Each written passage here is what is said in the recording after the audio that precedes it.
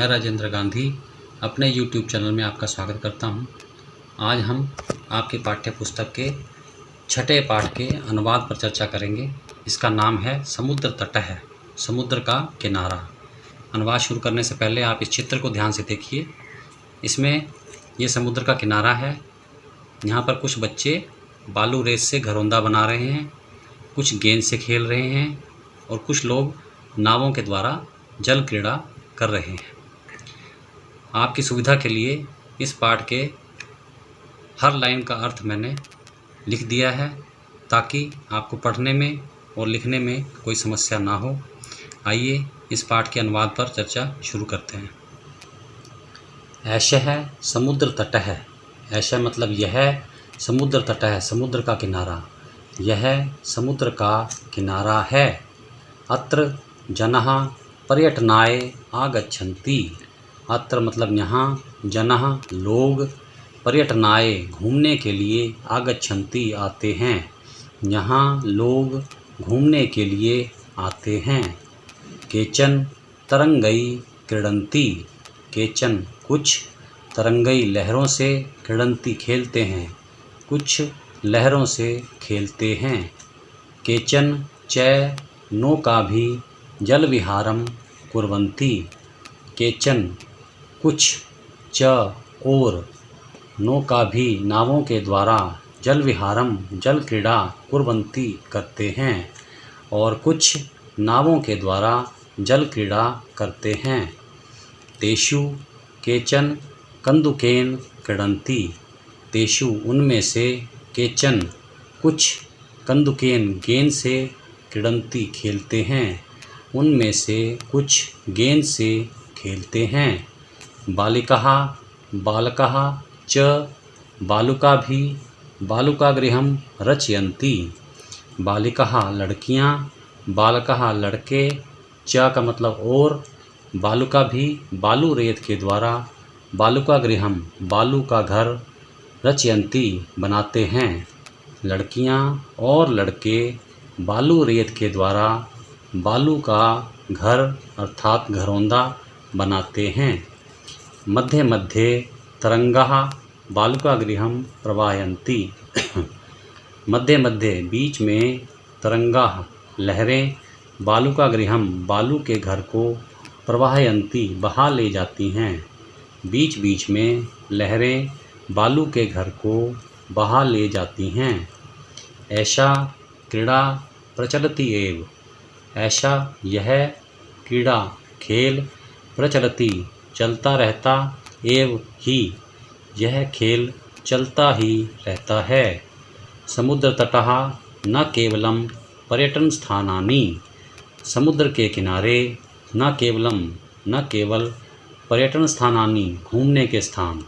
समुद्र के किनारे केवल घूमने के स्थान ही नहीं हैं।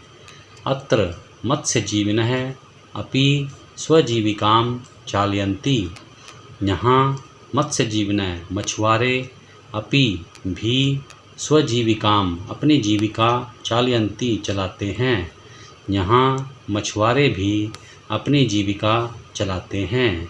यहाँ पहले पैरे का अर्थ समाप्त होता है। आइए आगे बढ़ते हैं। अस्माकं देशः बहवः समुद्रतटः सन्ति।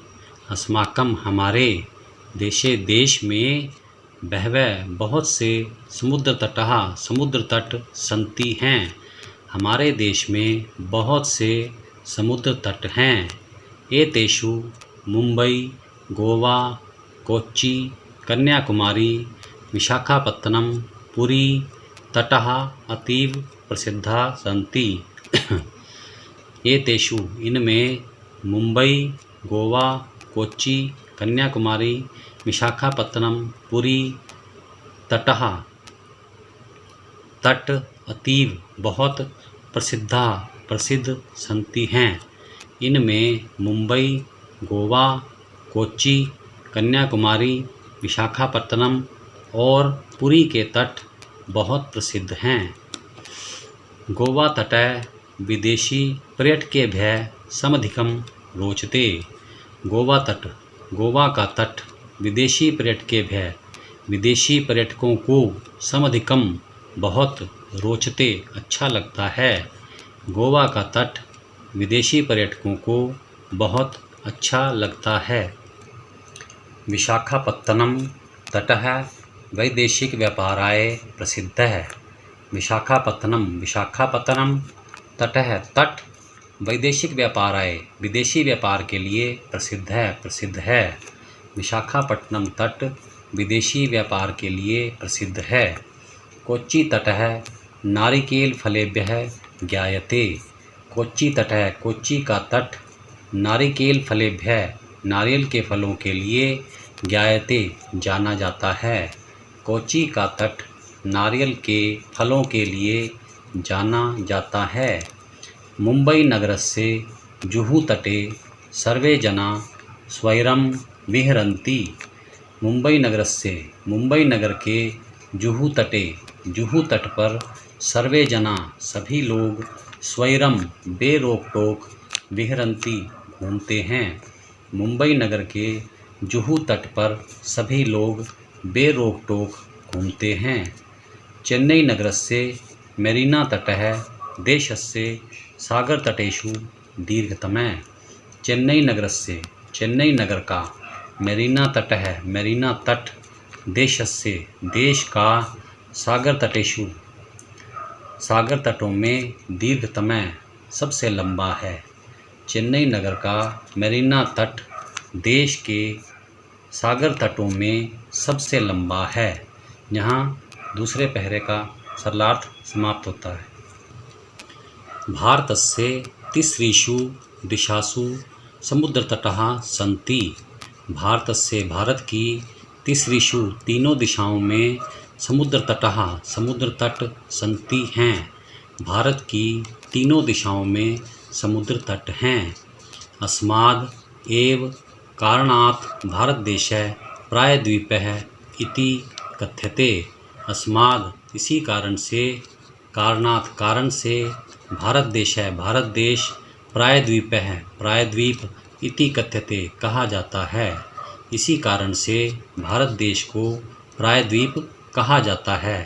प्रायद्वीप उस जगह को कहते हैं जो तीन ओर से जल से घिरी हो। पूर्व दिशायां बंगोपसागरः, दक्षिण दिशायां हिंद महासागरम, पश्चिम दिशायां च अरब सागरः अस्ति।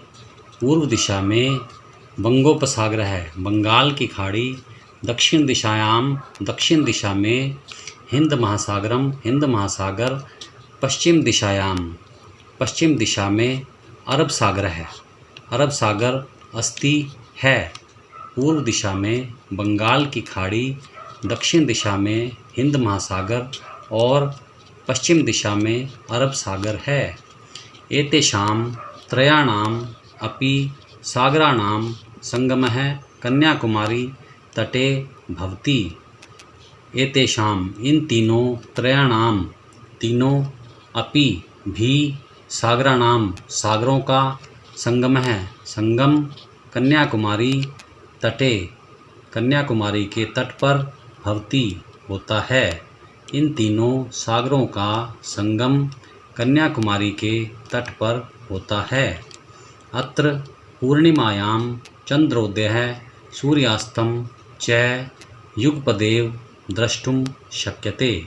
अत्र यहाँ पूर्णिमा के दिन चंद्रोदय है, चंद्रमा के उदय, सूर्यास्तम सूर्य के अस्त होने को, च और युगपदेव एक साथ ही द्रष्टुम शक्यते देखा जा सकता है।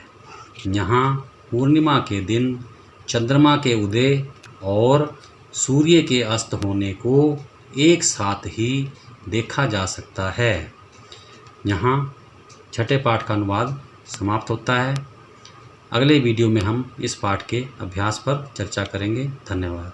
इस वीडियो को लाइक, शेयर और सब्सक्राइब अवश्य कर लें ताकि आपको मेरे आने वाले वीडियो की सूचना मिल सके। धन्यवाद। आप सबका कल्याण हो।